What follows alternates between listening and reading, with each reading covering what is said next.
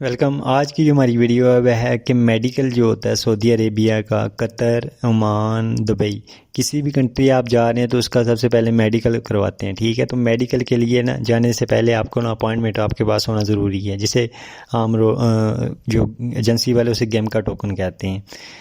तो एजेंसी वाले इसके लिए आपसे 5,000 मेरा ख्याल है चार्ज करते हैं, इससे कम तो कोई भी नहीं करता है। लेकिन अगर आप खुद कर रहे हैं, घर बैठ के कर रहे हैं, तो आप सिर्फ 3200-3300 रुपये ज़्यादा से ज़्यादा लगता है और आप उसमें अपना मेडिकल बुक कर सकते हैं।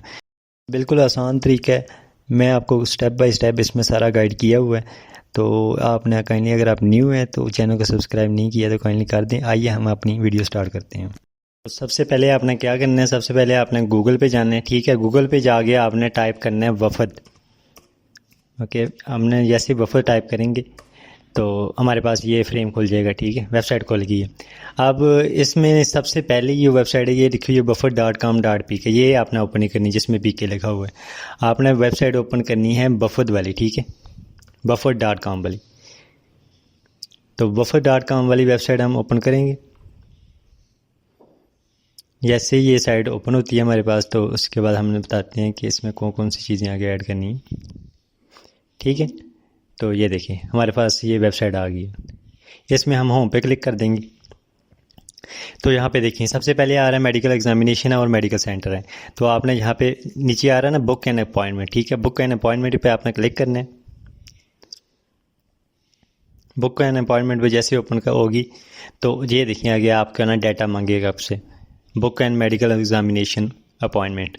तो हम सबसे पहले अपना कंट्री सेलेक्ट करेंगे। आपका अगर हमारा कंट्री जो पाकिस्तान है, तो अगर आपका इंडिया है या बांग्लादेश है या कोई भी मुस्लिम कंट्री है तो आपने वो अपना पुट कर लेना। ठीक है, तो इस तरह मैंने पाकिस्तान सेलेक्ट कर लिया। उसके बाद आपने अपने सिटी सेलेक्ट करना है कंट्री के हिसाब से। आप पहले कंट्री पुट करेंगे, उसके बाद आगे सिटी आ जाएंगे। तो फॉर एग्जांपल मैं लाहौर यहाँ पे पुट कर लेता हूँ। आपको जो भी करीब सिटी हो आपने वो पुट कर लेना यहाँ पे। ठीक है, यहाँ पे सारी सिटी अवेलेबल हैं, गुजरांवाला भी है, लाहौर और दूसरी सिटी भी हैं। ठीक, उसके बाद आप जोन से भी कंट्री जा रहे हैं, बहरीन जा रहे हैं, कुवैत जा रहे हैं, ओमान जा रहे हैं, कतर जा रहे हैं, सऊदी अरेबिया, यूएई, यमन, इसमें से किसी जिस भी मुल्क का आपने मेडिकल करवाना ना तो उसको आपने सेलेक्ट कर लेना है। फॉर एग्जांपल मैं यहाँ पे सऊदी अरेबिया को सिलेक्ट कर लेता हूँ। ठीक है, अब इसकी फ़ीस है वो $10 है। तो उसके बाद क्या करेंगे, उसके बाद हमसे मांगेगा वो है कैंडिडेट इन्फॉर्मेशन। ठीक है, आपने अपना पासपोर्ट ओपन करना है, वहाँ पे फर्स्ट नेम लिखा होगा आपने वो पुट करना है। ठीक है, फॉर एग्जांपल मैं यहाँ पे सैंपल के तौर पे ABC लिख रहा हूँ।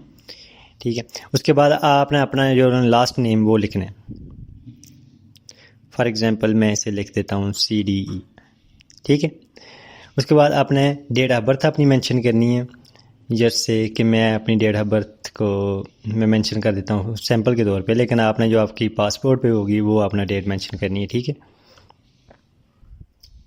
यहाँ पे मैं 2000 पुट कर देता हूँ और ये सैंपल के तौर पे कर रहा हूँ। काइंडली अगर आपने अपनी पासपोर्ट से देख के करनी है। ठीक है, उसके बाद कंट्री ऑलरेडी सिलेक्टेड होगा। उसके बाद आपसे जेंडर मांगेगा कि आप मेल हैं या फीमेल हैं। ठीक है, अगर आप मेल हैं देन मेल को, अगर फीमेल है देन फीमेल को सिलेक्ट करना है। उसके बाद अपना मैरिटल स्टेटस कि आप शादीशुदा हैं या सिंगल हैं। तो अगर शादीशुदा है तो आपने वो क्लिक करना है, अगर सिंगल है देन सिंगल। उसके बाद पासपोर्ट नंबर जो है ना वो आपको होगा आपके पासपोर्ट के फर्स्ट फ्रंट पेज पे ना टॉप पे होगा दाईं साइड पे। ठीक है, तो वो आपने पासपोर्ट नंबर है, ये देखिए जैसे आप तस्वीर में देख रहे हैं ना पासपोर्ट जो मैंने सर्कल किया हुआ है, तो ये वाला पासपोर्ट नंबर ये आपने यहाँ पे पुट करना है। इसमें 2 पहले इंग्लिश में अल्फ़ाबेट होंगे और बाकी 7 जो करैक्टर होंगे हिंद से होंगे। ठीक है, वो आपने पुट करनी है। दोबारा से वही पासपोर्ट नंबर आपने ये पुट कर देना है। तो ठीक है,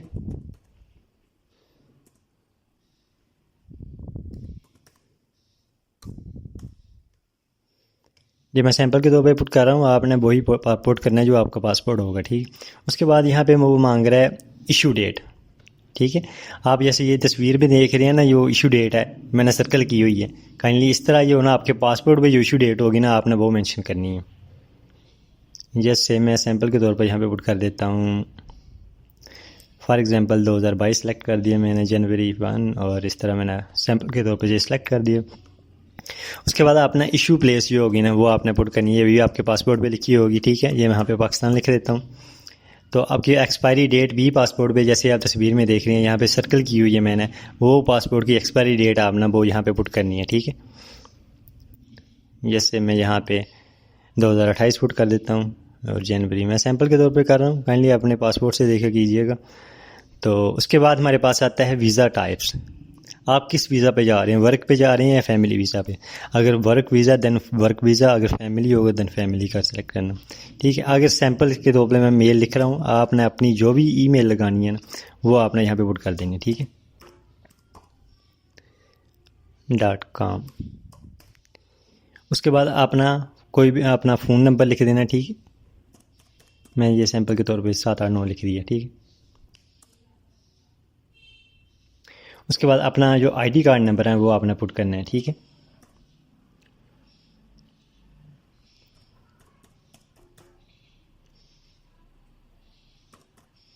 ये मैं सैंपल के तौर पे पुट कर दिया।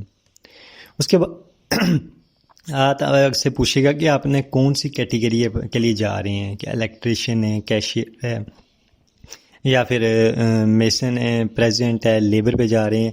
अब जिस भी कैटेगरी में जा रहे हैं, फॉर एग्जांपल मैं लेबर कलेक्ट कर रहा हूँ, ठीक है। तो आपने यहाँ पे अपनी जो भी कैटेगरी होगी वो आपने सेलेक्ट कर लेनी है। तो आपने यहाँ पे कंफर्म क्लिक करना है, उसके बाद सेव एंड कंटिन्यू पे क्लिक कर देना है, ठीक है। नेक्स्ट हमारे पास आ जाता है कि आपने जो अपने क्रेडिट कार्ड है ना, अपने डेबिट कार्ड है सॉरी, उसमें अपनी डिटेल पुट करनी है। तो हमारे पास सबसे पहले वो मांगता है कि कार्ड होल्डर नेम है।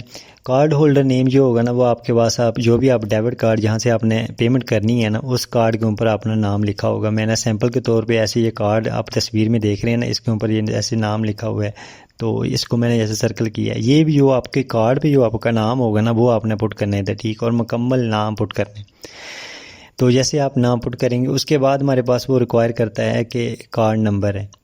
कार्ड नंबर जो होता है ना, ये आप देख रहे हैं चार डिजिट के जो ना बने हुए कैबन, ये वाला जो नंबर है मैंने सर्कल किया है। जो ये आपके कार्ड पे जो ही ये नंबर होगा ना आपने वो वाला पुट करना है, ठीक है। और जैसे ये नंबर आप पुट कर लें उसके बाद वो आपसे रिक्वायर करेगा कि एक्सपायरी डेट। तो कार्ड के फ्रंट साइड पे ही ये लिखा होता है वैलिड टेल, मतलब इस डेट इसकी एक्सपायरी डेट है। तो आपने वो वाली डेट जो है ना वो पुट कर देनी है इधर, इस तरह वो उसकी एक्सपायरी डेट हो जाएगी। उसके बाद हमारे पास वो इसमें मांगता है CVV। ये बेसिकली कार्ड के ना अपोजिट साइड भी होता है और 3 डिजिट का कोड होता है। ये आप मैंने इधर सर्कल भी कर दी ताकि आपको ईजी रहे। तो आपने ये वाला कोड ना पुट कर देना। और जैसे आप कोड पुट करेंगे तो उसके बाद आपने पे पे क्लिक कर देने। आपके कार्ड में आपने ये चीज़ श्योर करनी है कि आपके कार्ड में ना $10 से ज़्यादा फ़ीस हो। मतलब ये कितने बनते हैं, अगर $3000 का बनता है तो आपके पास कम से कम 3200-3300 आपके कार्ड में पड़े हों पैसे, क्योंकि इसमें एक्स्ट्रा टैक्स होते हैं, इंटरनेशनल जो चार्जेस होते हैं वो भी कटते हैं। तो जैसे आप इसके ऊपर क्लिक करेंगे तो आपको आगे तो वेरिफिकेशन के लिए ना वो आपको कहेगा कि अपना टैक्स करना है या ईमेल करना है, जो क्योंकि इस पर ना आपकी वेरिफिकेशन कोड आना है। तो अगर आप टैक्स पे क्लिक करेंगे तो आपका जो फ़ोन नंबर होगा ना उस पर कोड चला जाएगा। अगर आप ईमेल करेंगे तो आपकी ईमेल पे कोड आएगा। तो आप जिस पे भी इजी हैं, अगर फ़ोन नंबर पे करना चाहते हैं फ़ोन पे कर दें, ईमेल पे करना है ईमेल पे कर दें। उसके बाद आप कंटिन्यू पे क्लिक कर दें तो इस तरह आगे वेरिफिकेशन जो कोड है ना, जो भी आपने प्रीवियस आपने सिलेक्शन की थी कि आपने टैक्स लिखा था या ईमेल लिखी थी। अगर आपने टैक्स, मैंने सैंपल के तौर पे यहाँ पे टैक्स को एंटर किया है, तो मेरी जो मोबाइल का मैसेज बॉक्स होगा ना वहाँ पे ये मेरा चला जाएगा, कोड चला जाएगा। तो वो कोड जो वेरिफिकेशन कोड है मैं वो इसमें पुट करूँगा, उसके बाद मैं सबमिट कर दूँगा।